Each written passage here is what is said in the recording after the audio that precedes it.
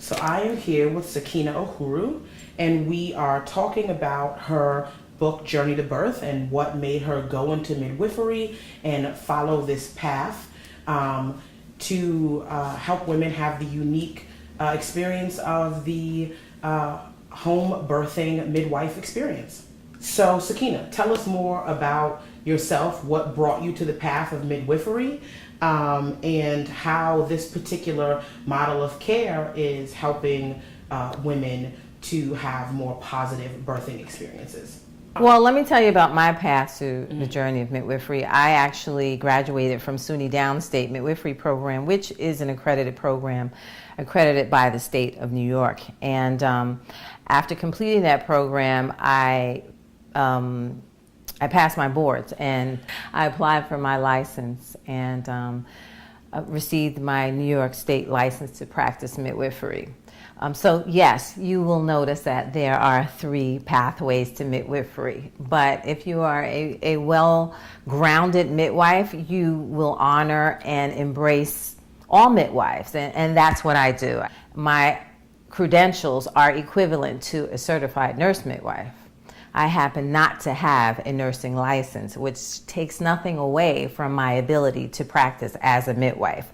I sat in the same classroom, completed the same accredited program, passed the boards, national boards, and also received the license that is required to practice in the state of New York. I also happen to have a license in the state of New Jersey, but I passed those requirements. So I practice in an out-of-hospital setting. I've practiced at a birth center in the Bronx, and also I have my own solo practice. So we've talked about how the home birthing experience can be unique, but can you tell us more about why the home birthing experience really is the better experience for low-risk women who are pregnant? The home birthing experience is an extraordinarily empowering experience, and it helps women connect to other women who've had that similar experience. It helps women connect to that human element of being a woman. It's really hard for me to explain, but it helps cement or validate womanhood, so to speak. And you mentioned something really important. You said low risk. Low risk is women who are free of any pre-existing or chronic illness that will put them at risk, i.e. hypertension, diabetes, some kind of heart condition or thyroid disease that would maybe complicate their pregnancy. So midwives focus on low-risk women, women without any health conditions that puts them or their pregnancy at risk. I want to say this, it's really important to know that home birth or out-of-hospital setting are not for everyone. They're for women who understand that having a birth outside the hospital requires a large amount of personal responsibility and accountability. The other key component, as you mentioned, is being low risk. But the partnership is really key here because you are an active participant in the home birth experience. So what does that mean? It means you have to take ownership for it, and you have to consent to knowing that this is not the, mainstream. This is untraditional. And knowing that means that you're going to be met with a lot of resistance and many opinions from people who are against out-of-hospital settings, i.e. home birth and birth center settings. Midwives work in partnership. We collaborate with nurses, doctors, nutritionists, social workers, obstetricians. So is there competition? There's soft competition, but again, there's room out here for everyone. There's a midwife out here for every woman, as such, a doctor for every woman who needs that type of care. And to understand what I'm saying is really necessary to understand the midwifery model of care. The midwifery model of care is one that values the sacredness of pregnancy. Our perspective on pregnancy is one in which we feel that pregnancy is a natural process. Pregnancy requires little or no intervention. It's a sacred process that is to be honored. So the difference in the way in which we manage or serve our clients depends largely on our philosophy. So if our philosophy is one that values the naturalness of pregnancy and understands that pregnancy, labor, and birth is an innate process requiring little or no intervention, so your management is going to be totally different. Getting women to understand that connecting to the midwife is important. Also connecting to what is important to you. This is what I tell some of the clients who come in and they're interviewing me. I have to remind them, you're interviewing me. And I encourage you to interview more than one midwife. And why should you do that? Because you want to find someone who mirrors your philosophy best and someone who you connect with. And what do I mean? Someone who mirrors you in any way that you feel is necessary. Is that mirrors you in terms of the way that you look, or it mirrors your culture, your religious beliefs, values, and expectations. I always encourage women to interview at least 2 to 3 midwives so that you can see who you best connect with. Having said that, during the interview, I say to them, because they come in with this long list of, I have questions that I got off the internet, let me see which one. It's like, I stop them and say, those are really important, but you really need to feel your heart. Go and see search your heart. What is really important to you? Is it important to you to have a midwife come to your home and do your prenatal visits? A midwife that integrates herbal, homeopathic, and Western medicine into your care? What is important to you? And so that means you have to connect with yourself and know yourself based on your experience, how you were raised, who raised you, all those things that help define who you are. And that's kind of difficult for women sometimes because of the society and the way in which we're raised here. What consoles you? How do you want me to support you? Because how I support you is certainly different from how I support the next woman.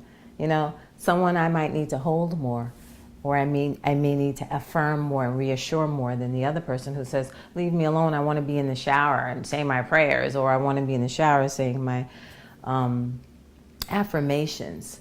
So it's very important for us to connect and develop a trusting relationship. Then you get to build confidence in my skill, experience, and I get to build confidence in knowing that you trust yourself and your body, and you believe that pregnancy is innate to you, and that you were given that understanding from your mother and her mother's mother. Innately pregnancy is within you, and how to birth comes from you. So I build that trust as well. So part of a positive birthing experience, home birth or otherwise, is really how do you navigate paying for that experience? And given that home birthing experience still can be very unique and is not necessarily mainstream for a lot of people, there might be some misinformation around how to pay for that. Can you tell us how you work with your clients to navigate having their insurance pay for their home birthing experience? Do you know which types of insurance actually cover home birth? Most major medical health plans will cover home birth services, unbeknown to most people. Having said that, most midwives have a bill to help them navigate through that. Can be a challenging process for us. So I have a bill that helps me because each plan can be very specific. Each of us can have Aetna as a health plan coverage, but my plan may not cover the things that your plan covers. So it's really important that you have someone who can navigate through that process, i.e. a biller, or the midwife can, but it's time consuming. So what I do is I have each of my clients complete a registration form. They will probably give me a copy of that card or that plan, and my biller will contact that insurance company to validate their insurance and to make sure to confirm that they will cover midwifery services. And in fact, in New York State, I believe it's New York State, New York State, midwifery services is mandatory coverage. And it's funny, each state varies. But New York State, thank God, because I practice in New York State, Midwifery services are mandatory to be covered by insurance companies. So now that we've talked about home birth and we've talked about the really unique experiences that come along with a home birthing experience, how do women find you? The woman who is pregnant and wants to have this unique experience, how can she get in contact with you? Where are you located? I'm located in New York and New Jersey. My practice in New York is located in Harlem. And one of the reasons why I chose Harlem was because of the high infant and maternal mortality rate. And I really wanted to raise awareness and increase my visibility in communities of color, because I find that, and I know that for a fact, that the midwifery model of care can positively impact, the birth indicators in this community and others as well. So that's why I wanted to be in Harlem.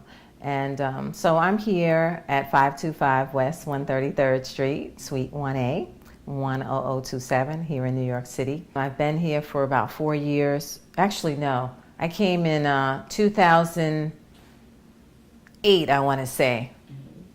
And initially I was on 148th Street in St. Nicholas and at a brownstone, and I just love that place. I miss it so much. But I had to move for economic reasons, and I'm just as happy here at 525 West 133rd Street between Broadway and Amsterdam, Suite 1A, New York, 10027. Very happy because this community has welcomed me here as well, and want to make an impact. I really want more women of color to use midwives.